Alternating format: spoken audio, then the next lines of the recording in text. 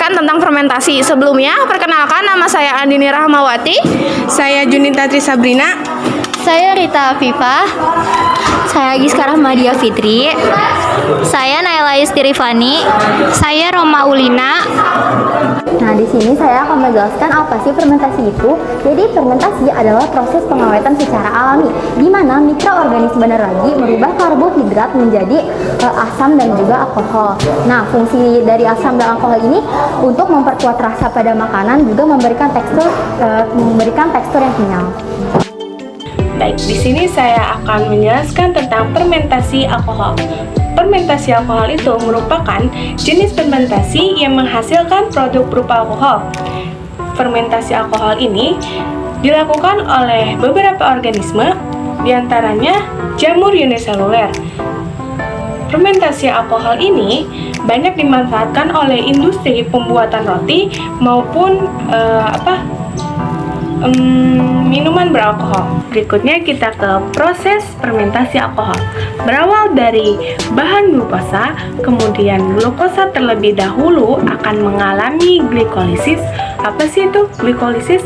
Glikolisis ini adalah pemecahan. Nah, pemecahan menjadi 2 asam pirufat, kemudian 2 ATP, dan juga 2 NADH.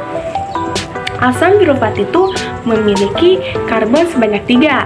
Kemudian, asam pirufat itu akan dirubah menjadi alkohol melalui 2 tahapan. Tahap pertama, tahap pelepasan karbon dioksida. Jadi, asam pirufat itu kehilangan atom karbonnya dan dilepaskan sebagai karbon dioksida. Kemudian, asam pirufat yang tadinya C-nya itu ada 3, sekarang menjadi 2, yaitu 2 asetaldehid. Kenapa yang dilepas cuma 2? Karena bahannya itu emang 2, yaitu 2 asam pirufat. Kemudian, 2 asetaldehid akan direduksi oleh NADH yang dihasilkan dari glikolisis. Karena NADH direduksi, maka NADH akan kehilangan elektron. Kemudian elektronnya akan ditangkap oleh 2 asetaldehid. Nah, jadi 2 asetaldehid bertindak sebagai penerima elektron dari NADH. Berikutnya, NADH yang sudah kehilangan elektron akan menjadi NAD+ untuk kembali lagi ke glikolisis. Hasil dari reduksi tadi akan menghasilkan 2 etanol, yaitu etil alkohol. Selanjutnya ada fermentasi asam laktat. Apa sih fermentasi asam laktat? Secara sederhana, pengertian fermentasi asam laktat adalah produksi ATP tanpa adanya oksigen. Hampir mirip dengan fermentasi alkohol tadi, tapi prosesnya akan berbeda.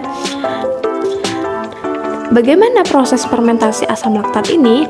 Sama dengan fermentasi alkohol. Fermentasi asam laktat ini juga diawali dengan glikolisis yang mengkonversi glukosa menjadi 2 ATP yang berasal dari 2 ADP dan 2 P, lalu menghasilkan 2 NADH yang berasal dari 2 NAD+ dan menghasilkan 2 pirufat.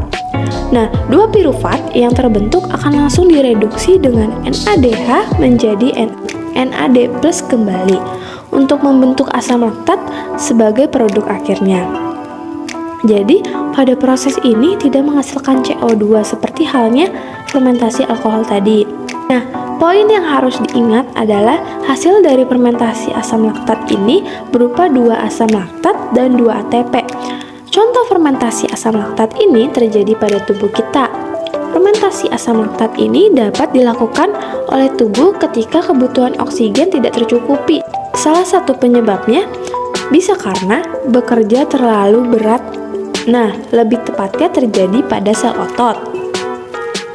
Dengan kata lain, selain melakukan respirasi aerob, tubuh kita juga memilih jalur ini ketika kondisi tertentu yang tidak memungkinkan respirasi aerob itu terjadi. Asam laktat yang dihasilkan pada fermentasi ini dapat menjadi senyawa toksik bagi tubuh ketika terakumulasi pada salah satu titik bagian tubuh tertentu. Kenapa? Karena asam laktat yang menumpuk ini dapat menimbulkan ketidaknyamanan bagi tubuh, dapat menimbulkan nyeri otot, pegal, kaku, bahkan kram. Tapi setelah kita beristirahat atau beberapa hari setelah olahraga, rasa sakit itu akan hilang. Karena darah akan membawa kelebihan asam laktat ini dari sel otot menuju hati untuk dikonversi kembali menjadi pirufat. Ketika oksigen tersedia cukup banyak, pirufat dapat melakukan respirasi aerob kembali. Makanya, biasanya olahraga yang disarankan tidak berlebihan karena akan mengurangi pasokan oksigen yang ada di tubuh kita. Selanjutnya itu adalah fermentasi. Nah, mulai dari glukosa. Glukosa ini menghasilkan asam piruvurat yang dibantu oleh glikolisis. Nah, habis itu asam pirufat itu menghasilkan beberapa mikroorganisme yaitu Aspergillus, Lactobacillus, dan Saccharomyces. Nah, kalau Aspergillus dia itu menghasilkan laktik yang menjadi soy saus. Nah, kalau Lactobacillus juga menghasilkan laktik acid tapi dia kayak keju sama yogurt. Nah, terus yang Saccharomyces ini menghasilkan ada 3. Yang pertama etanol plus CO2. Contohnya bir. Nah, yang kedua etanol yaitu menghasilkan wine ke anggur. Habis itu yang ketiga karbon dioksida menghasilkan roti. Kenapa? Respirasi anaerobik bukan fermentasi. Respirasi aerobnya membutuhkan oksigen. Respirasi anaerobnya itu tidak membutuhkan oksigen. Fermentasinya juga tidak membutuhkan oksigen atau O2. Yang kedua itu ada fosforilasi. Respirasi aerobnya tingkat substrat dan oksidatif. Sama respirasi anaerobnya juga tingkat substrat dan oksidatif. Fermentasinya tidak tingkat substrat saja. Yang selanjutnya itu ada penerimaan elektron terakhir di respirasi aerob adalah oksigen. Respirasi anaerob adalah NO3, XO42 dan juga CO3 lalu difermentasi dalam molekul organik atau asisa redoxate atau pirufat.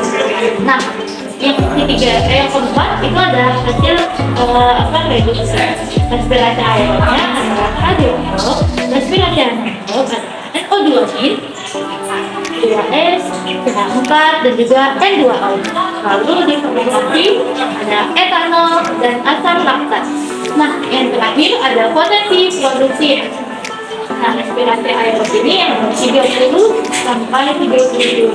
Di respirasi anaerob ada kurang lebih ada 32 dan juga difermentasi kedua. Di sini ada reaksi metabolisme.